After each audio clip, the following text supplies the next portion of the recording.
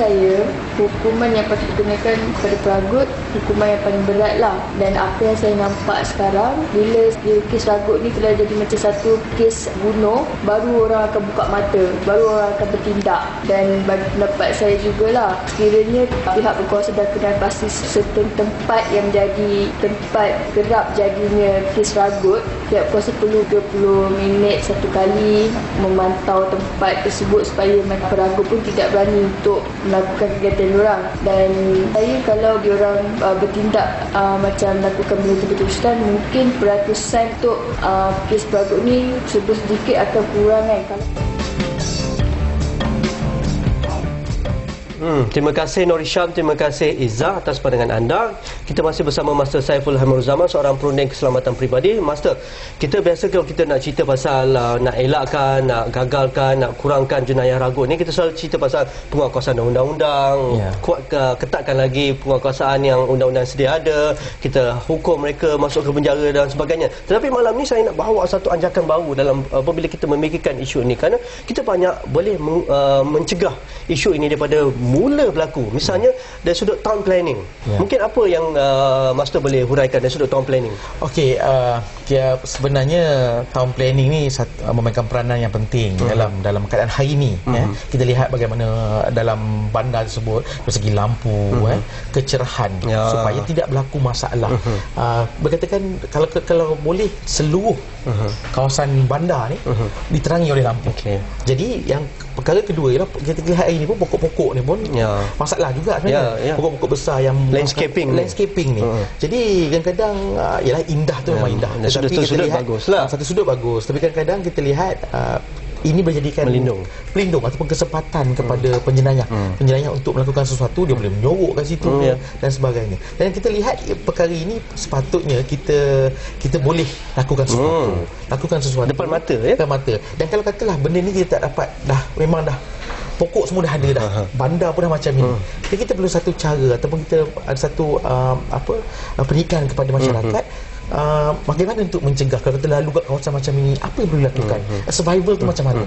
Itu yang paling penting sekali. Kalau kita di bandar-bandar utama, misalnya Kuala Lumpur, Johor Bahru, Pulau Pinang misalnya, jalan-jalan raya kita sempit kan, di kawasan-kawasan tengah bandar, pusat bandar raya ni, kawasan pedestrian ataupun pejalan kaki ni sebelah aja kan, lagi sempit kan, kadang tak ada ruang langsung, gap antara jalan dengan pusat pejalan kaki. Jadi dan tak ada pelindung, maksudnya pagar untuk tidak memberi ruang kepada mereka yang ambil kesempatan ni. Jadi komen macam mana? Okey, sebenarnya macam dari segi pencegahan ataupun mengelakkan daripada kita menjadi mangsa, salah satu cara kalau katalah jalan raya tersebut, kita dalam tips keselamatan dia kita bagi tahu, okey, berjalan lebih kurang 2 ke 4 kaki daripada jalan raya.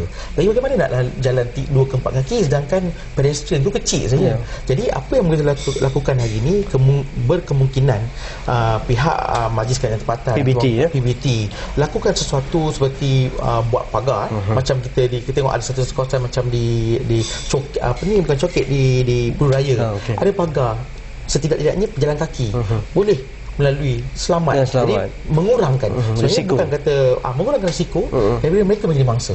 Itu penting.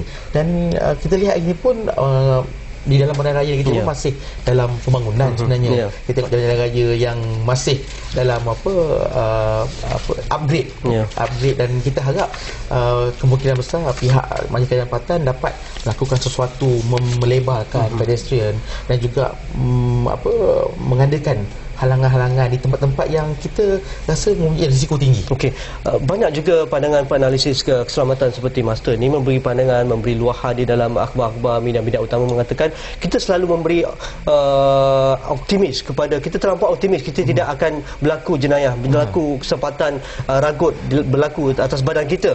Selalu berfikiran macam itu. Tetapi kalau kita dah buat segala prevention ataupun pencegahan, kita telah tidak memakai beg-beg yang mahal, tidak menunjukkan handphone yang mahal, tidak berjalan bersorang diri tempat yang gelap, tetapi masih juga berlaku. Apa yang kita boleh lakukan, Master? Ini mungkin majoriti rakyat kita telah lakukan kan? Okey, kita dah buat pencegahan, kita dah buat segala-galanya. Dan kita selalu masyarakat pandang benda ni ringan. Ringan. Dan mereka akan kata okey, terjadi macam kata tadi keluarga arwah tadi. Berlaku pada mereka. Dan mereka pun tak pernah mimpi nak berlaku benda ni. Jadi kita lihat jangan ada satu sifat tak jadi dekat aku. It's not my problem. Okay, but what if apa perlu kita lakukan kalau kita berlaku pada keluarga kita. Dan survival sebenarnya penting. Dan kita dah ada segala-galanya. Avoidance. Lepas tu kita perlu ada satu langkah pembelajaran bagaimana untuk meneruskan kehidupan. Jika berlaku sesuatu masalah, contohnya ragut, kita dah bagi pencegahan. Okey, kalau katalah berlaku juga ragut, apa yang terbaik? Selalunya kita sebagai penasihat dalam bidang keselamatan diri ni, kita akan bagi tahu, bagikan je lah beg tu. Okey, bagikanlah apa dia nak. Tetapi kita lupa selepas dia ambil semua benda-benda yang berharga ni, dia akan buat benda satu perkara lagi, iaitu mencederakan kita. Kalau kita cedera tu, kalau kita boleh ukur ringan ke berat ke tak apa. Tetapi kalau katalah cedera sehingga mendatangkan maut, apa kita jawab? Jadi ini yang perlu kita lakukan. Kita perlu ada satu cara untuk bagaimana kita meneruskan kehidupan jika berlaku sesuatu ancaman jenayah. Facing the threat ni is very important. Macam mana tips yang perlu kita ada kepada setiap individu, tidak kira umur, daripada umur kecil sampai orang tua, warga mas. Okey, banyak lagi sebenarnya nak koncongkel pengalaman dan juga tips daripada Master Saiful Hamruzaman ni, tapi masa tidak mengizinkan. Terima kasih Master atas masa bersama you wartawan.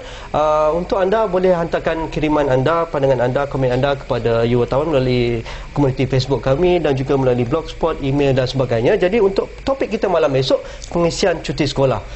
Cuti sekolah nak sampailah hujung bulan ni, awal bulan depan. Jadi apakah pengisiannya? Sama ada kita nak tumpukan anak kita pergi tuition, belajar betul-betul, ambil kelas co-curriculum dan sebagainya, ataupun pergi holiday. Itu antara dilema ibu bapa dan anak-anak zaman kini apabila setiap kali sampai cuti sekolah. Jadi itu yang kita bincangkan pada malam esok. Terima kasih atas masa anda. InsyaAllah kita jumpa lagi pada malam esok. Assalamualaikum dan jumpa lagi.